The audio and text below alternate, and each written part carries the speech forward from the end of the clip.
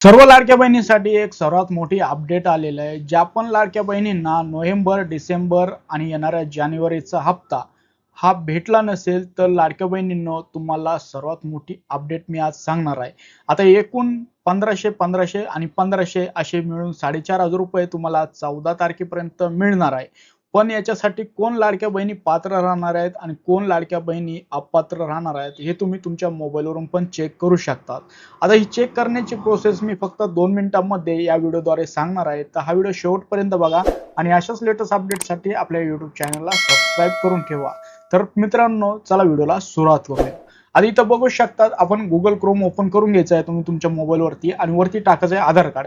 आता पहिलं ऑप्शन दिसेल माय आधार, याच्यावरती तुम्हाला क्लिक करून घ्यायचं आहे आणि एक लक्षात ठेवायचं आहे, ही वेबसाईट तुम्ही तुमच्या मोबाईलवरती सर्च करत असताना डेस्कटॉप मोडवरती तुम्हाला करून घ्यायची आहे. त्याच्यानंतरच ही प्रोसेस तुम्हाला करायची आहे. जे बघू शकता काही असं इंटरफेस ओपन झालेलं दिसन. इथं यावरती जायचं आहे, पहिले डॉक्युमेंट अपडेट वरती क्लिक करायचं आहे, नंतर एक नवीन टॅब ओपन होईल, तुम्हाला हे 4 ऑप्शन दिसतील, याच्यावरती क्लिक करायचं आहे. आता लॉग इन बटनावरती क्लिक करून घ्यायचं आहे. आता इथून पुढे जी मेन प्रोसेस आहे आपली ती चालू होत असते. आता इथं काय करायचं आहे, तुमचा आधार नंबर टाकायचा आहे आणि सगळ्यांना लक्षात ठेवायचं आहे, ज्यांच्या कोणाच्या आधारला जर मोबाईल नंबर लिंक नसेल तर ही प्रोसेस तुम्हाला करता येणार नाही. आधार नंबर टाका आणि कॅप्चा टाका आणि लॉग इन विथ ओटीपी. आता पोर्टलला आपल्याला लॉग इन व्हायचं आहे.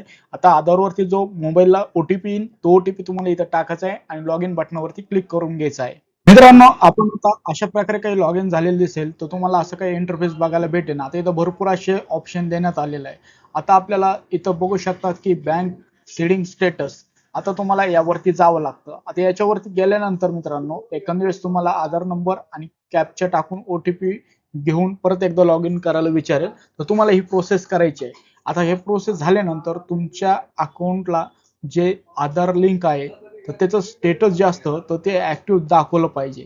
जर इनऍक्टिव्ह असेल तर तुम्हाला लवकरात लवकर बँकेमध्ये जायचं आहे आणि आधार सीडिंगचा फॉर्म भरून घ्यायचा आहे आणि तुमचं जे स्टेटस आहे हे ऍक्टिव्ह करून घ्यायचं आहे.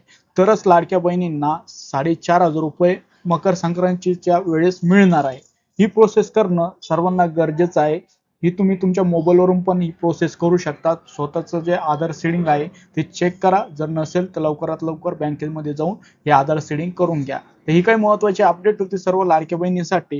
ही जर अपडेट तुम्हाला आवडली असेल तर नक्कीच या व्हिडिओला लाईक करा. अशाच लेटेस्ट अपडेट मी तुमच्यासाठी घेऊन येत असतो. त्याच्यासाठी आपल्या YouTube चॅनलला सबस्क्राईब करून ठेवा. व्हिडिओ बघितल्याबद्दल आपल्या सर्वांचे मनपूर्वक धन्यवाद.